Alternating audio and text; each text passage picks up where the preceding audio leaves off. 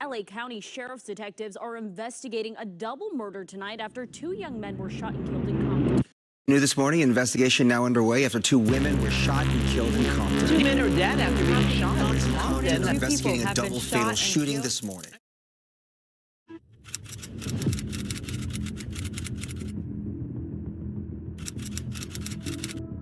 January of 1970 opened with Compton caught in a quiet but undeniable shift. Across Los Santos, Crip influence was expanding block by block, turning neutrality into a liability instead of a choice. On the East Coast side of Compton, pressure began settling into everyday life as outside sets enforced identity where there had once been local autonomy. Young men were stopped, questioned, and watched, not asked who they were, but told who they were expected to be. Schools, parks, and street corners became places where affiliation was assumed, and for many families, daily life started to feel like it was being governed by people who didn't grow up there. Police presence increased in response, but it didn't arrive as protection. It came as containment, aggressive patrols, and blanket suspicion, reinforcing the sense that Compton wasn't being defended, only boxed in. As the weeks passed, that pressure became more visible. East Coast Crip members began asserting permanent claims over blocks that had never historically belonged to them, marking territory through intimidation rather than community ties. Local youth were pressed to represent affiliations they didn't believe in, and refusing increasingly meant harassment, public disrespect, or violence. 16-year-old Mateos Martinez, already known in the neighborhood and later remembered as Double M, watched as friends were forced into decisions that felt less like allegiance and more like survival. Conversations among locals began to change, shifting away from whether Crip influence would take over toward whether anyone was willing to resist the idea that Compton had no choice but to fall in line. By the end of January, intimidation crossed into open confrontation. Altercations broke out between locals and Crip-affiliated outsiders attempting to assert control, drawing immediate law enforcement response. But the arrests told a different story. They landed almost entirely on neighborhood residents, rather than the outsiders provoking the conflict. For Double M, the message became impossible to ignore. Compton was expected to submit, and resistance would be punished from both sides. Rival pressure closed in from one direction, while the system closed in from the other. Standing still was no longer neutral. It was dangerous. February arrived with no relief. Crip dominance across Los Santos had hardened into an unspoken rule. Being unaffiliated was no longer acceptable. Neighborhood gatherings became more frequent, quieter, and heavier. Late-night discussions unfolded on porches and street corners, centered on how much longer Compton could absorb the pressure without losing itself entirely. Double M, still a teenager, emerged as a voice that reflected what many felt, but few were willing to say openly. That Compton should not have to become something it wasn't just to survive. The idea of forming a separate identity, one rooted in resistance rather than compliance, began circulating quietly but urgently. When the breaking point came, it didn't arrive as a single moment, but as the realization that outside control was no longer testing boundaries, it was enforcing them. For Double M, the decisions stopped being theoretical. Alongside others who refused to accept Crip rule as the default future of Compton, he helped establish the Rolling 20 Outlaw Bloods. The word outlaw was deliberate. It represented a rejection of the norm in Los Santos, where being Crip-aligned had become expected.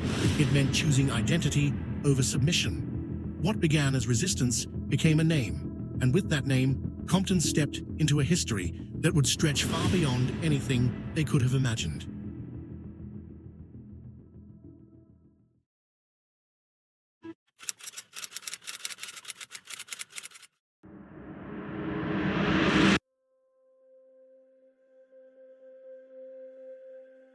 Early 1970s.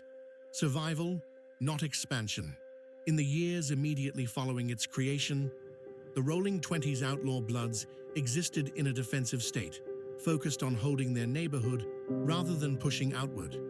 The set was still small and loosely structured, facing constant pressure from surrounding Crip factions that believed the resistance would fade with time. Challenges came through intimidation, territorial disrespect, and the expectation that Compton would eventually conform to to the dominant order. Law enforcement attention followed closely, with patrol saturation and routine stops becoming part of daily life. From the start, being rolling 20s meant living under suspicion, where presence alone was enough to draw attention. 1972 to 1973, the first real consequences. As it became clear the rolling 20s were not temporary, consequences began to stack. Short jail sentences and probation became common, introducing incarceration as a shared reality rather than an exception. These early arrests shook families and exposed how costly resistance could be, forcing older members to stress restraint over impulse. During this period, Mateos Martinez, known as Double M, began gaining recognition, not just for reputation, but for his ability to slow situations down before they spiraled. Internal discipline started to matter as much as external defense. Mid-1970s, police pressure turns serious. Midway through the decade, law enforcement escalated from monitoring to coordinated action. Multiple locations tied to the neighborhood were targeted within a short span, leading to arrests that carried heavier sentences than anything the set had previously experienced. Key figures were removed from the streets, creating leadership gaps and instability. Rival sets tested boundaries more aggressively, sensing weakness, while younger members were forced into roles they weren't prepared for. This period reshaped the rolling 20s internally, teaching hard lessons about structure, discretion, and the cost of visibility. Late 1970s, money changes the dynamic. As economic conditions in Compton worsened, survival began intersecting more directly with illegal opportunity. Small-scale drug activity entered the picture, not as an organized empire, but as individual hustle. Money brought temporary relief, but also disputes, jealousy, and increased surveillance. Vehicle stops, foot chases, and probation violations became routine, embedding law enforcement into everyday life. The neighborhood felt smaller, watched more closely, and less forgiving of mistakes. 1980, a foundation set in pressure. By the time the decade closed, the Rolling 20s outlaw bloods had endured their most fragile years. They had lost members to incarceration, survived sustained pressure from rivals, and learned that longevity depended on patience, structure, and restraint. What began as a reaction to Crip dominance had hardened into a lasting presence within Compton. The foundation was set for what came next, an era where drugs, money, and attention would amplify everything, and where survival would become far more dangerous than the years that came before.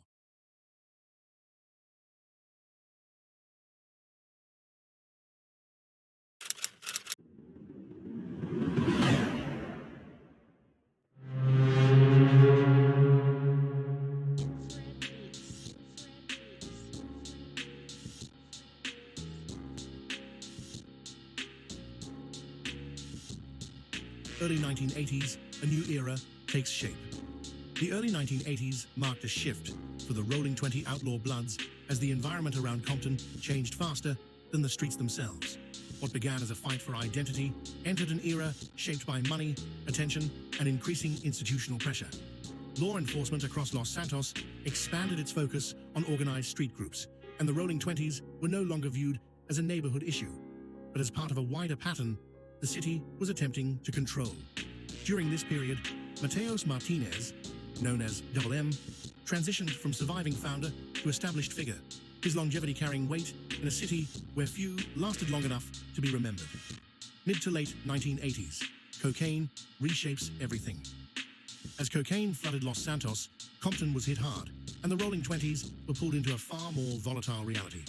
Drug trafficking expanded beyond individual hustles into something more structured, bringing increased money, but also sharper internal conflict. With profit came jealousy, disputes, and heightened violence, all of which drew intense law enforcement attention. Specialized police units began targeting entire neighborhoods rather than isolated individuals, leading to raids, seizures, and arrests that disrupted daily life. Long prison sentences became common during this era, turning incarceration into a defining feature of the set's history rather than an occasional outcome. Early to mid-1990s, pressure without collapse. The 1990s intensified every existing strain. Federal involvement increased, sentencing laws hardened, and multiple members received life sentences that permanently altered the internal structure of the Rolling Twenties. Police raids grew more aggressive and frequent, often involving multiple agencies operating together. Helicopters, checkpoints, and large-scale sweeps turned Compton into a constant surveillance zone. At the same time, tensions with East Coast Crip factions continued building through territorial overlap, unresolved disputes, and accumulated disrespect. Despite this, the conflict remained largely restrained, defined more by intimidation, robberies, and symbolic acts than open shooting warfare, held in check by figures who remembered what unchecked escalation cost. Late 1990s to 2000s, a generation thins out. As the years passed, the consequences of prolonged pressure became unavoidable. Many original and second-generation members were either serving long sentences or were no longer alive, leaving leadership gaps filled by younger individuals without the same historical grounding. M remained a central presence during this period, often viewed as a stabilizing force, someone who understood both the origins of the set and the dangers of reckless escalation. Law enforcement pressure never eased, while rival sets continued testing boundaries, sensing shifts in experience and control. 2010s, tension without war. The 2010s were defined by an uneasy balance. The Rolling 20 outlaw bloods remained active, but the environment had changed. Surveillance technology, anti-gang initiatives, and community intervention programs altered how street activity functioned. Tensions with East Coast Crip affiliates continued simmering beneath the surface, fueled by years of unresolved incidents, but still stopped short of open war. That balance began to fracture late in the decade when a robbery involving a Rolling 20s member and an East Coast Crip clique crossed a line that had held for years. What had once been managed through street politics became personal, and retaliation shifted from possibility to expectation. 2019, the intersection that ended an era. In 2019, the era defined by survival and restraint ended abruptly. Mateos Martinez, M, was inside his vehicle at a turning intersection connected to a neighborhood grocery store parking lot, a familiar place woven into everyday life. A male pulled up and fired shots through the front window of the car. The attack was sudden and final. M was killed at the scene. News traveled quickly through Compton, not only that he was gone, but how quickly it happened. His death marked more than the loss of a founder. It marked the collapse of the restraint that had held larger conflict back for decades. With M gone, the streets entered a period where legacy no longer slowed response, and the rules that once contained tension began to disappear.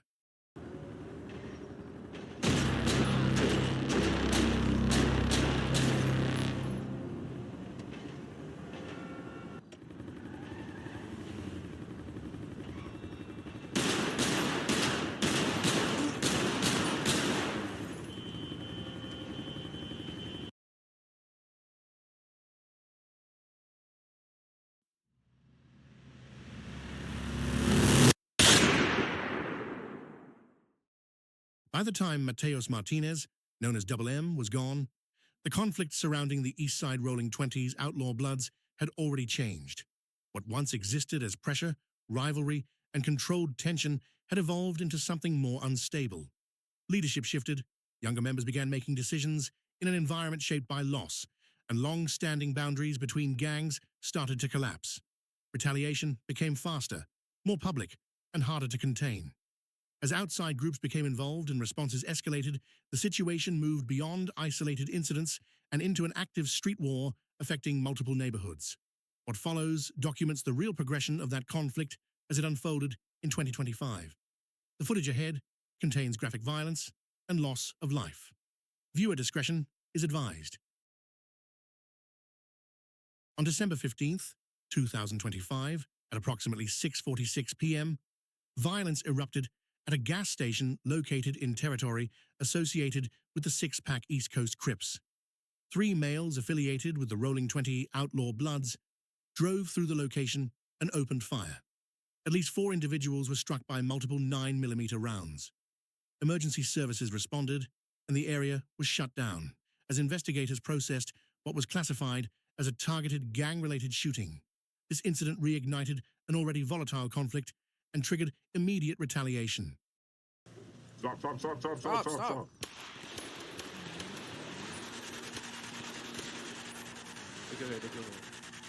on, homie. Dead homies! Yeah. Shortly after, members associated with Six Pack moved into Rolling 20s territory in an all-white SUV. 3 males exited the vehicle and opened fire. 1 individual was killed during the attack. This marked a clear shift into an active retaliation cycle, confirming that neither side was backing down and that the conflict had escalated beyond warnings or intimidation. Yeah, that's that nigga. Yo. Get him. Cook him.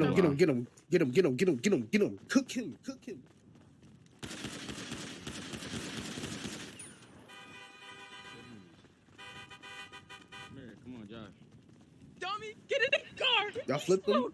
He did. Yeah, somebody out here. Oh yeah. Fuck. He cooked. Oh yeah, that's that nigga. Yo. Go. Get him. Cook him. Get him.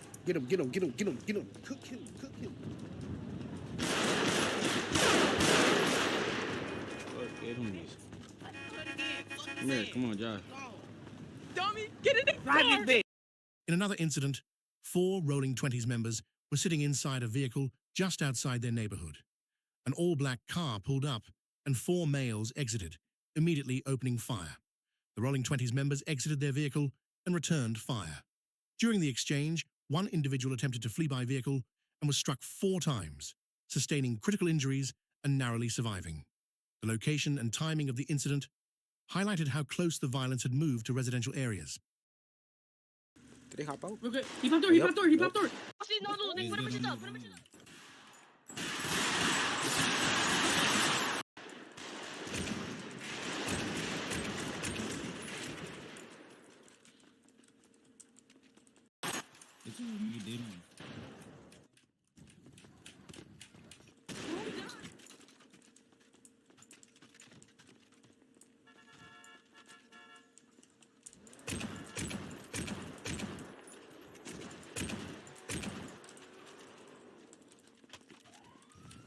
Come on, basic. Come on.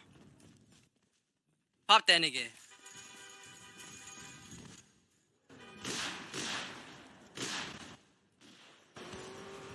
Drive, Cuddy, drive. Go, Cuddy, go. Following the shootout, Rolling 20 members identified the attackers as being affiliated with the Barrio Evil gang. In response, Rolling 20 members drove through Barrio Evil territory and carried out a retaliatory shooting. 1 male was killed as a result. With this incident, the conflict widened, pulling a 3rd gang into an already unstable situation. Drive straight. Just drive straight through. They right there. Right there. Park that nigga in the black. Drive. Dead homies. Come here. Get schooled. Later, 6 pack members were seen driving through Rolling 20's territory. A Rolling 20's member approached the vehicle and said, I quote, "Drive this bitch off before I blow this bitch at you." The situation escalated immediately. One of the 6 pack members exited the car and opened fire. The Rolling 20's member returned fire before attempting to flee. As he ran, the driver exited the vehicle and shot him once in the back, killing him at the scene. This incident underscored how brief encounters were turning deadly within seconds. Drive this bitch off, I'll blow this bitch at you. My mother, nigga, drive off.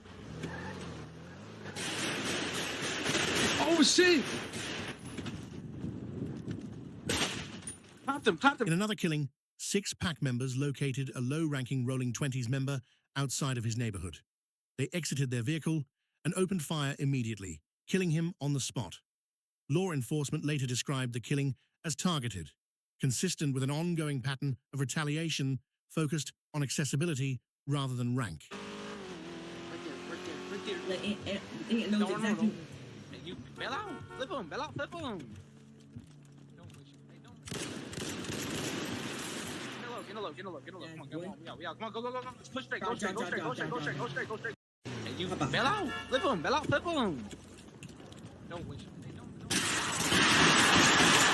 In a retaliatory act following the killing of a low-ranking Rolling 20s member, Rolling 20s affiliates later located a member associated with 6 PCC inside a gas station. The confrontation escalated quickly, and the individual was shot and killed at the scene. Law enforcement classified the incident as a direct act of retaliation tied to the ongoing conflict, further confirming that the violence had entered a sustained cycle of response and counter-response. That's the cashier. Yeah.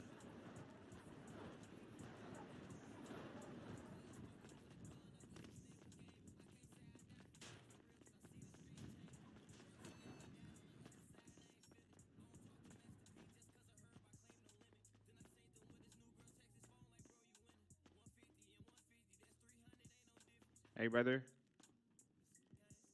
Oh, Hey, yeah. brother. Hey, brother. Yeah.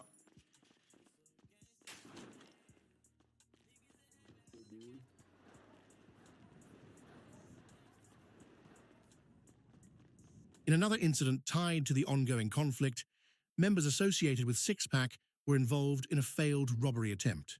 The victim was confronted and ordered to comply. Despite this, the situation escalated, and the individual was killed at the scene. Investigators later classified the incident as both a robbery-related homicide and a continuation of the broader retaliatory violence connected to the war. In another incident connected to the ongoing conflict, a Rolling 20s member was standing outside a store within his neighborhood when a red vehicle carrying individuals associated with Six-Pack pulled up. The occupants questioned the male about his affiliation. After he confirmed it, one individual exited the vehicle and opened fire. The victim was struck multiple times and sustained critical injuries. The shooting was later classified by investigators as a targeted attack tied directly to the active gang conflict. You from up here, right? This the homie? This the homie? All them niggas in that store, look at them.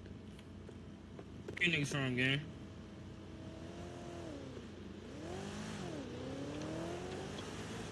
From right here? Alright, check it out. Come on, pull up. Hey, I ain't gonna lie.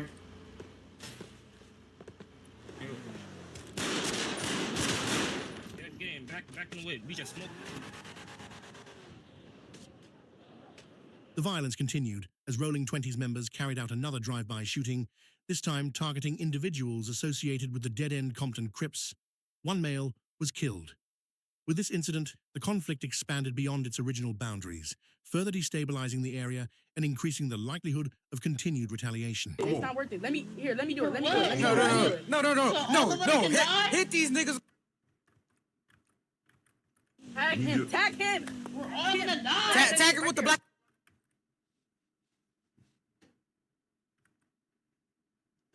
Hey, get him with the gray pants. Yo. Get him with the gray pants. What are you doing? Oh my God. Drive. You drop. He dropped.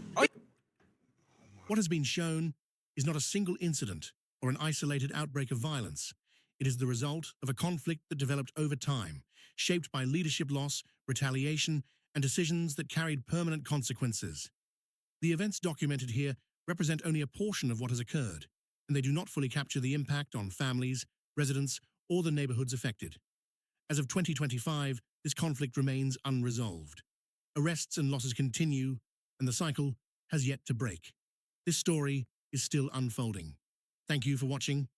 These documentaries are created independently, without payment or sponsorship. If you want to see more stories like this, told with the same level of detail and effort, support the work by liking the video, subscribing to the channel, and leaving a comment. Your support is what makes future projects possible.